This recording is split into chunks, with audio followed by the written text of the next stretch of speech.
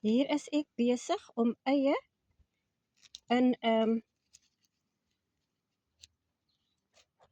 'n eierbokse te plant met die doel dat dit moet groei voordat dit na 'n finale plantarea toe gaan. Ja, ek hou daarvan om te eksperimenteer.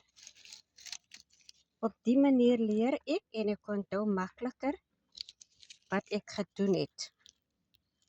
So ek het nie eintlik die ideale grond om die eie in te plant nie, maar ek het nog 'n bietjie bush soil mix het ek wat ek gebruik om die eitjies in te plant. So ek vertrou dat dit gaan groei, maar ek sal vir julle op hoogte hou. Hier het ek al reeds 'n paar in die grond ingedruk. So klein bietjie nat gooi. Ons het baie reën gekry die afgelope nag. En hierdie eierdose is eintlik baie nat gereën. Ideaal om my eitjies vochtig te hou. So daarom gaan ek net 'n bietjie water so liggies oorgooi. Liggies.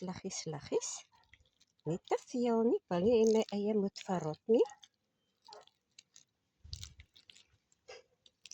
En so gaan ek vir julle op hoogte hou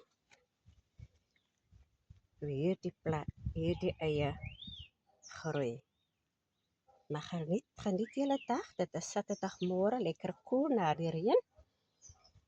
En ek het eintlik baie taakies om te doen in my tuin. Ek was omtrent 2 dae gelede nie in die tuin nie, maar hierdie eie moet in die grond kom. Kyk net, die so loop hulle uit. Kyk hè, lekker.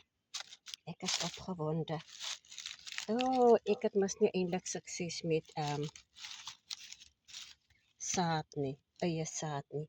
Want my eie kom nooit uit nie. Maar soos altyd sal ek julle op hoogte hou. Geniet julle Saterdag, vriend.